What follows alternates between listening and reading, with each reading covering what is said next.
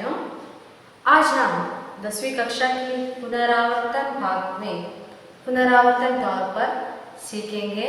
Exam के दृष्टि से आपको मिड टर्म एग्ज़ाम भी आ रहा है, उस हिसाब से हम क्या है पार्ट 2 एक होने के बाद एक हम लोग सीखेंगे। जो मैं आज ले रही हूँ कश्मीरी सेब का पाठ हो चुका है, लेकिन अब क्या करेंगे, पुनरावर्तन कैसे करेंगे।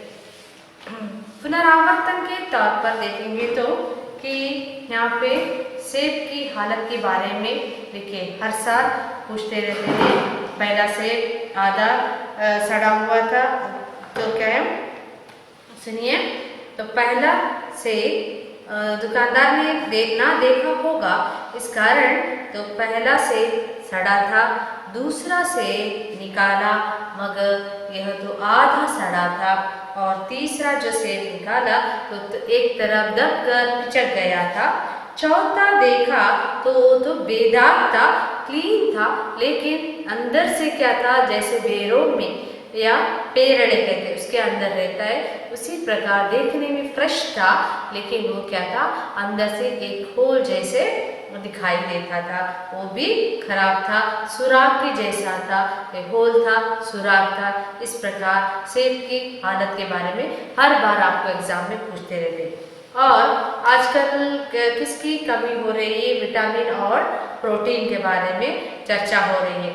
और कौन सा चीज़ पहले नहीं खा सकते थे, टोमेटो को कोई भी नहीं खाते थे, उतना खास तौर पर नहीं लेते थे, लेकिन टोमेटो एक भोजन का कुछ भी नहीं रहेगा, सालन, तो क्या करते हैं, भोजन के लिए हम लोग क्या करते हैं, टोमेटो का उपयोग करते हैं। पहले तो इसका आवश्यकता नहीं थी, लेकिन अब तो क्या है, टोमेटो भोजन में उपयोग करते हैं। और गाजर पहले किसी भी इंसान खाते भी नहीं थे, पूछते भी नहीं थे, एक है गरीबों का फूड बन गया था, गरीब खाते, लेकिन इसका तो गरीब ये जो गाजर जो है, अमीर लोग इसका हलवा ही बना के ही खाते हैं, ये जो याद रखने की चीज़ है। और यहाँ पे लेवा देवी करते हैं, जो फ्रूट या सेब लेते समय दुकानदार ने लेखक से क्या कहा और लेखक ने दुकानदार से क्या कहा, ये दो मुख्य विचार से आप याद रखना चाहिए। और इस पार्ट में दूसरा कुछ भी नहीं है, तो ये ही है पहला जो आपके टेक्स्ट बुक में जो है, पहला पेज में जो है टोमेटो के बारे में दिया है, गाजर के बारे में दिया है, वो याद रखने वाली बात है। नेक्स्ट, दुकानदार ने आपके कस्टमर से क्या कहा, लेखक से क्या कहा और लेखक ने दुकानदार से क्या कहा, दो पैराग्राफ में दिया है। दुकानदार ने तराजू उठाई और अपने नौकर से बोला कि सुनो आधा से कश्मीरी से ले आ। और दूसरा जो है, दुकानदार ने खरीदारी करते समय क्या कहा कि बड़े मज़ेदार, दुकानदार ने कहा लेखक को, बाबूजी बड़े मज़ेदार सेब आए हैं, खास कश्मीर के, और आप ले जाएं, खाकर तबीयत खुश हो जाए। ये जो हो गया, इसमें ये पाठ में संबंधित पूछने वाले विचार वही है, लेखक और दुकानदार से बातचीत हुआ, संभाषण जो हुआ, दो प्रश्न है, और यहाँ पे टमाटो और गाजर के विषय और सेब की हालत के बारे में लिखा है। इतना ही इस पाठ में पूछने वाले प्रश्न है। और दूसरा नेक्स्ट हम देखेंगे कि ये जो है पुनरावर्तन में गिलुएशन के लिए, उससे पहले हम थोड़ा अनुरूपता। केला पीला रंग होता है, बनाना का रंग पीला होता है, और सेब लाल या गुलाबी रंग का होता है। तो अनुरूपता ज़्यादातर आपको लेसन से, पाठ से आए हुए देते हैं, नहीं तो अभ्यास में देते हैं, क्योंकि आपने कितना पाठ ग्रहण कर लिया है, सीख लिया, सुन लिया है, समझ लिए हैं, इस तौर पर अनुरूपता बनाए जाते हैं।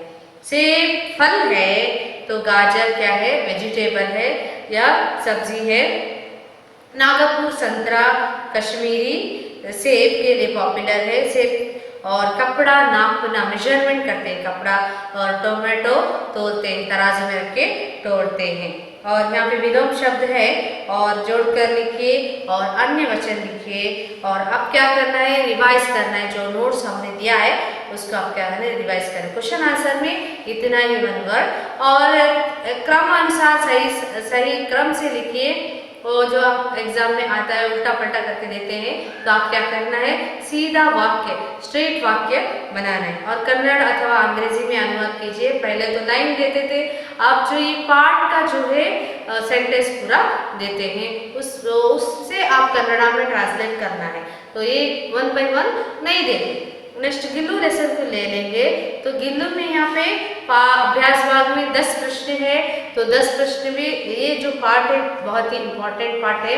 तो यहाँ पे याद रखने वाली चीज, गिल्लू कहाँ पड़ा था और गिल्लू किस स्थिति में लेखिका को दिखाई दिया और कहाँ पड़ा था, इसे कौन प्रॉब्लम दे रहे थे, सता रहे थे, कौवे के चोचों से मार खा के बैठा था और दीवार की संधि में कॉर्नर में बैठा था। ये देखिए लेखक ने लाइक क्या लगाया, इसको पेंसिलिन का मरहम लगाया। याद रखना है, पेंसिलिन लिखना अभ्यास करो। मरहम ऑइंटमेंट के लिए मुलाम या मरहम कहते हैं। और आगे जो है उसकी जो कार्यकलाप के बारे में जो क्या है, वो लेखिका का ध्यान आकर्षित करने के लिए क्या क्या करता था, वो 2-3 वाक्यों में पूछने के लिए प्रश्न है।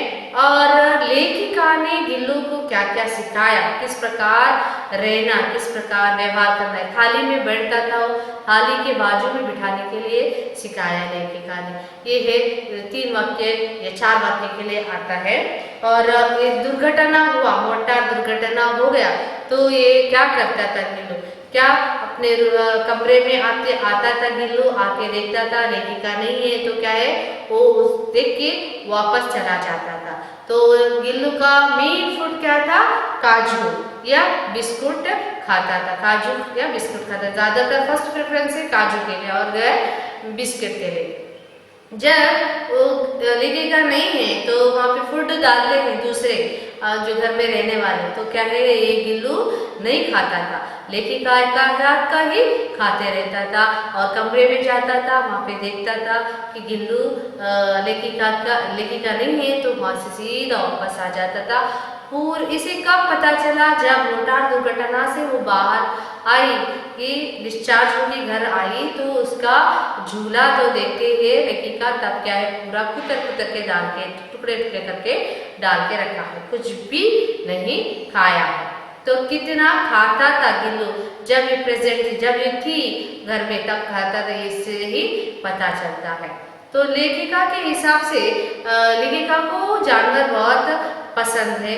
तो जानवरों से, और उनके घर में बहुत सारे जानवर रहते थे, ये नहीं। और ये जो है कभी कभी गिल्लू जो है सुनजुही के पत्तियों में जाके सोता था, रहता था। और जो लेखिका दुर्घटना से घर आई तो ये लेखिका के सिरहाने सो जाता था, रहता था। और बोले बोले से इससे क्या करते थे, अपने बालों से खेलता रहता था। और ये गिल्लू जो है लेखिका के हिसाब से कहती है कि ये 2 साल से ज़्यादा नहीं बचता है। गिलहरी या गिल्लू 2 साल से ज़्यादा नहीं रहती, लेकिन 2 साल होने के बाद लेखिका ने अंदाज करती है कि इसके एक्टिविटी थोड़ा कम हो जाता था गिल्लू का, तो ये हाथ पैर ठंडे हो गए थे। इसके बचाने के लिए कोशिश की, किस प्रकार कोशिश की, तो आपने देखा, सीखा है, क्वेश्चन आंसर में भी है। लेकिन उष्णता देके उसको क्या है बचाने के लिए देखी, 2 वर्ष हो गया, तो गिलहरियों का जीवन केवल 2 वर्ष तक ही रहता है, लेखिका बता रही है। और इस हिसाब से गिल्लू क्या हो गया, 2 वर्ष में ही मर जाता है।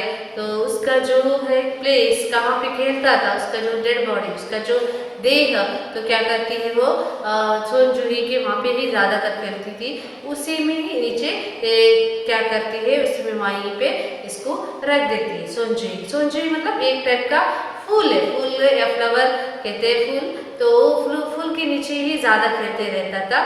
तो इतना मरने वाला स्थिति था गिल्लू, तो ये लेखिका उसको बचा के जीवन दे के 2 साल तक वो काम ये उसके साथ था। तो धूप रहेगा तो गिल्लू बाहर नहीं आता था। लेखिका जो काम करती है बाहर, तो गिल्लू क्या करता था, बाहर नहीं आता था। गिल्लू नाम से पुकारते थे, लेकिन इसका नाम तो गिलहरी रखा, गिलहरी है तो गिल्लू नाम से बुलाते थे।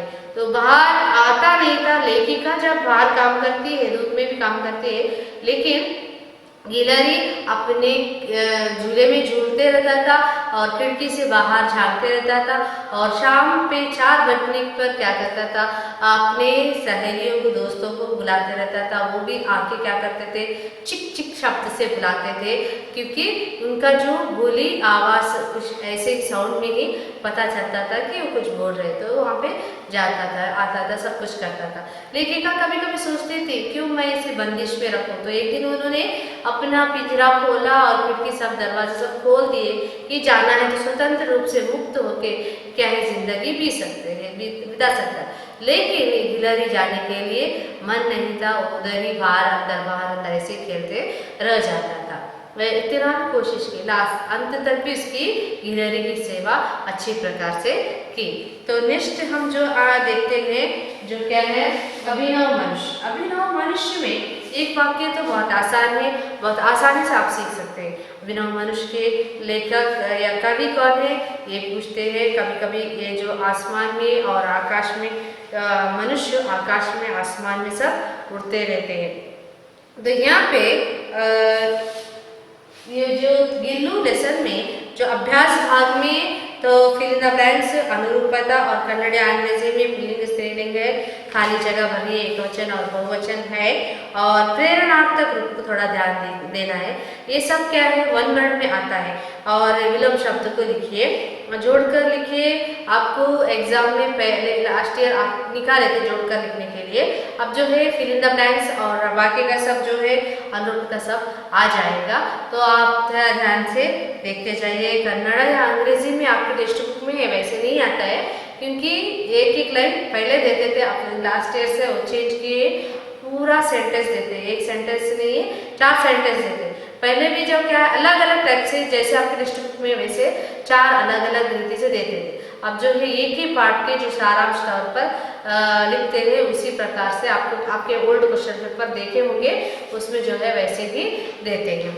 और आगे जो मैंने कहा है अभिनव मनुष्य पाठ, अभिनव मनुष्य पद्य जो है ये रामधारी सिंह का जो है ये पद्य बहट के लिए नहीं है, कंठस्थ करने के लिए नहीं है आपको, और इसमें जो कुछ भी नहीं है, वन वर्ड बहुत ही आसान है।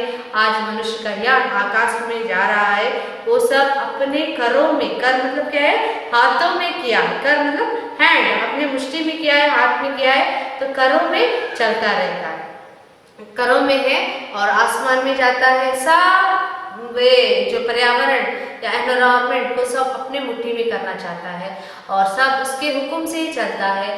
तो यहाँ किस प्रकार मनुष्य आगे बढ़ चुका है यहाँ पे दे चुके हैं। ये वन वर्ड आप अच्छी तरह से सीखिए, वन वर्ड ही इम्पॉर्टेंट है और पूरा समरी वन वर्ड के अंदर ही आ जाता है, पूरा पाठ का विस्तृत रूप इसमें ही आ जाता है। यहाँ 3 प्रश्न दे चुके हैं, लेकिन आपको क्या करना है, 3 प्रश्न का उत्तर आपको पूछेंगे। यहाँ पे अभिनव मनुष्य के ऊपर एक ही प्रश्न पूछते हैं, अभिनव मनुष्य के पाद्य के सारांश आप अपनी भाषा में लिखिए। तो आप क्या करना है, पूरा अभिनव मनुष्य पद्य का जो है सारांश वन वर्ड क्वेश्चन आंसर जो है उसको मिला के, और जो आपने सुना है वीडियो तौर पर और आपने कितना अंडरस्टैंडिंग किए हैं, समझ चुके, उस हिसाब से आप क्या करना है, उसको लिखना है। और नेक्स्ट आप देखेंगे कि चौथा पार्ट है मेरा बचपन। मेरा बचपन जो पार्ट में जो यहाँ पे इसके जो ये जो अभिनव मनुष्य जो उसमें जो भावार्थ लिखे, जो यहाँ पे दिए भावार्थ उसी को ही ज़्यादातर देते हैं, लेकिन ज़रूरी नहीं है कि अभिनव मनुष्य के पाठ से ही देने, वहाँ पे आगे तो उसी के दोहे भी आते हैं, ये और वो 2 में 1 लिख सकते हैं। और जो है पंक्तियाँ पूर्ण कीजिए, मतलब क्या है, पूर्ण करने के लिए, मेमोराइज करने के लिए नहीं है। और नेक्स्ट देखिए रोमन नंबर 6 में जो है पर्यायवाची शब्द आता है। पर्यायवाची शब्द आपको 7 दिए हैं, उसमें 1 या 2 दे देंगे, क्योंकि ऑब्जेक्टिव टाइप में 4 ऑप्शन देके आपको देते हैं। विलोम शब्द लिखिए, और विलोम शब्द भी ऐसे रिपीटेड विलोम शब्द रहता है, जो पहले क्लास में पिछली क्लास में आप सीख कर आए हैं, आप इजी है, ऊपर देंगे नीचे आपको पता है, और फिर आता ही रहता है। जो इजी है, आसान है, वो आपको मैं आपके माइंड में रख लेना चाहिए। तो समझो कि आगे पीछे ऊपर नीचे ऐसे सब है, सिंपल वर्ड्स आपको पता है, आपको आप तो हिंदी जानते हैं और सीखते हैं, इसके लिए आपको ये सब जो मुश्किल है, अभी तक आपने सीखा नहीं है, सुना नहीं है, इसका ऑपोजिट आपको याद रखने तकलीफ है, इसको आप अपोजिट को ज़्यादा ध्यान दीजिए। और एक शब्द लिखिए जो वहाँ पे 5 है वो है, और अनुरूपता में आपको दिए हैं गिरी मतलब पहाड़ है, तो वारी मतलब क्या है। निष्पावन पवन वायु सिंधु डैश, जमीन आसमान आकाश डैश, नर आदमी और उर डैश। ये जो 4 है तो अनुरूपता में इसमें से कोई भी एक आए। और नेक्स्ट, मेरा बचपन है डॉक्टर APJ अब्दुल कलाम का। इस लेसन से आपको बहुत सारे क्वेश्चंस आ जाए, क्योंकि APJ अब्दुल कलाम एक ऐसे व्यक्ति थे तो इनके बारे में बोलने के लिए बहुत कुछ है, लेकिन इस पार्ट में आपने कितना सीखा है, इस पार्ट के अंतर्गत से उन्होंने प्रश्न पूछते हैं। एक जो रहेगा उनका पैदाइश कहाँ पे हुआ, किस जिला में कहाँ पे कैसे हुआ था एक, और उनके बाप का नाम माँ का नाम पूछेंगे वन वर्ड में तौर पर बोल रही हूँ मैं। और उसके बाद किस प्रकार घर में अपने माँ के साथ खाना खाते थे, किस प्रकार वो बैठते थे खाना खाते थे, ये भी दे चुके। और आगे देखेंगे तो क्या है जो है उन्होंने नमाज के बारे में पूछते थे। 5 वक्त की नमाज है, 5 टाइम पे नमाज पढ़ते हैं तो इससे क्या होता है। और उनके पिता भी वैसे ही थे, उनके दोस्त हिंदू थे, उनसे बहुत मिलजुल कर रहते थे। और इनके एरिया में जो है रहने वाले सब लोग हिंदू थे, लेकिन उनमें से बहुत सारा मिलनसार था, झगड़ा नहीं करते थे, आपस में ही भाई भाई के रूप में रहते थे। और उनके उसके बाद जो है उन्होंने नौकाएं बनाने का काम शुरू करते हैं, और उनके साथ जीजा जी भी रहते हैं, और उनके साथ इन दोनों मिलके क्या करते हैं नौकाएं बनाने का काम करते जाते हैं। और एक वो जो है ठेकेदार थे, कॉन्ट्रैक्टर थे, और स्थानीय कॉन्ट्रैक्टर, और समुद्र तट पर उन्होंने नौकाएं बनाते जा रहे थे। और यहाँ पे कहाँ से कहाँ तक जाता था ये नौका बोट, वो भी यहाँ पे दिए हैं। और उसके बाद वहाँ पे काम करते करते उनकी बहन का, बड़ी बहन का जोहरा के साथ उनके साथ शादी हो गई, लेकिन जलालुद्दीन जो है इनसे छोटे थे, जलालुद्दीन बड़े थे, लेकिन अब्दुल कलाम और जलालुद्दीन को बहुत मिलजुलते थे, उनके साथ बहुत सारे प्रश्न, लेकिन क्योंकि वो जो पढ़ाई में बहुत आगे थे जलालुद्दीन, और अब्दुल कलाम भी आगे थे, लेकिन वो बड़े थे ये छोटे थे, उनके साथ बहुत मिलजुल के रहते थे, और उनसे बहुत उनको लगता था जैसे कि जीजा के हिसाब से नहीं थे, वो बहुत क्या फ्रेंडली मित्र के रूप में रहते थे। और अंग्रेजी बहुत उनको उन्होंने सिखाया, अंग्रेजी जानने वाले व्यक्ति वो अकेले ही थे। और आगे तो क्या है, उनके एक चचेरे भाई थे शमशुद्दीन, उन्होंने न्यूज़पेपर का काम करते थे, न्यूज़पेपर लाना ले जाना ऐसा काम करते थे। 1000 प्रतियां उनकी वहाँ पे न्यूज़पेपर रहती थी, अखबारों को लाना ले जाना काम भी करते थे शमशुद्दीन। और उनके गहरे 3 मित्रों के नाम बताए हैं यहाँ पे, वो जो है रामानंद शास्त्री, अरविंद शास्त्री और शिव प्रकाश, ये सब है वन वर्ड में आता है। तो आप यहाँ पे पूछने वाले प्रश्न है कि उन्होंने माँ के साथ किस प्रकार व्यवहार करते, किस प्रकार बैठते थे, खाते थे, पीते थे, और इनका जीवन कैसे रहा। पहले एक बार बता चुके हैं, निश्चिंतता और सादगी में बीता, जीवन किस प्रकार चला। और माँ की आशी अम्मा थी, आशी अम्मा के साथ वे किस प्रकार व्यवहार करते थे, खाना किस प्रकार खाया करते थे। और जो नेक्स्ट जो है नमाज के बारे में उन्होंने क्या कहा था, और जैनुलाब्दीन कौन सा काम शुरू किया था, तो मैंने कहा था नौकाएं बनाना ये सब। और ये जो है वन वर्ड के लिए 4 या 5 वाक्य में दिए हैं। शमशुद्दीन अखबारों के विवरण का कार्य कैसे करते थे, अखबार जो एजेंसी का काम करते थे किस प्रकार करते थे। और वहाँ पे 2 मुहावरे दे चुके हैं। पाव फटना मतलब क्या है, प्रभात होना, या काम आना, काम में आना, इस्तेमाल करना, वचन बदलिए गए, और विलोम शब्द जोड़कर लिखे देना एग्जाम में बंद किया गया है, जोड़कर लिखे नहीं। आप तो चाहे तो आप बोर्ड क्वेश्चन पेपर सब देखिए, तो पहले था, अब 2-2 साल से जोड़कर लिखे बंद किए हैं, नहीं दे रहे। और रिक्त स्थान भरिए फिल इन द ब्लैंक्स के तौर पर। और अनुरूपता में ध्यान दीजिए, गांधी जी राष्ट्रपिता है, अब्दुल कलाम और जलालुद्दीन राष्ट्रपति जो है, गांधी जी राष्ट्रपिता, अब्दुल कलाम राष्ट्रपति थे। वहाँ पे कंफ्यूज होने के लिए आपको दे रहे वैसे। और नेक्स्ट जलालुद्दीन जीजा थे, और शमशुद्दीन चचेरे भाई, और ट्रेन भू यात्रा है, नौका जो है जल यात्रा। नौका मतलब बोट जो कहाँ से जाता है, पानी में जाता है। ट्रेन जो है भूमि में जाता है तो भू यात्रा है, और ये जल यात्रा है, नौका जो है जल यात्रा है। और हिंदू मंदिर में जाते हैं, मुस्लिम कहाँ जाते हैं आपको पता है, मस्जिद में जाते हैं। वाक्यों में प्रयोग कीजिए है, और पर्यायवाची शब्द यहाँ पे दे चुके हैं ये, और सही शब्द से खाली स्थान भरिए। इसी प्रकार आपको भी एग्जाम में 8 ऑब्जेक्टिव टाइप देते हैं खाली जगह भर्ती करने के लिए। 4 ऑप्शन रहता है। वहाँ पे पहला देखिए, अब्दुल कलाम का जन्म डैश में हुआ था, तो वहाँ पे 4 ऑप्शन है, चेन्नई, बेंगलोर, रामेश्वरम, श्रीरंगम। तो क्या आपका सही उत्तर होगा रामेश्वरम। तो आपने पहले पढ़ चुके हैं, तो वो 3 गलत रहता है आंसर, 1 सही रहता है। अब तो क्या है, ऑब्जेक्टिव टाइप में बहुत सारे केयरफुल से आप क्या करना है, उत्तर लिखना है, उत्तर ढूंढना है। तो अगर आपको डाउट भी रहेगा तो आप क्या करना है, रख लेना है, बाद में फिर करूँगी या करूँगा ऐसे सोच के रख लेना चाहिए। और इसमें जो भाषा ज्ञान जो है वो सब एग्जाम में नहीं आता। भाषा ज्ञान से पहले जो दिया है, भाषा ज्ञान क्यों देते हैं, आपको समझने के लिए, आपको समझ में रहना चाहिए इसका, ये सब क्या है, ये सब भाषा से लेसन से आगे की बात सब देते हैं, वो सब आपको जानकारी के लिए, आपको नॉलेज लेने के लिए देते हैं। भाषा ज्ञान सब है ना, एग्जाम में नहीं दे रहे, तो केवल भाषा ज्ञान से पहले जो दिए वो सब आप क्या करना है, दिमाग में रख लेना है। और जो है नेक्स्ट हम सीखेंगे छुट्टी पत्र और पिताजी को पत्र, जो मैं शामपट पर लिख के बता रही हूँ। इतना आज के लिए काफ़ी है। थैंक यू, धन्यवाद।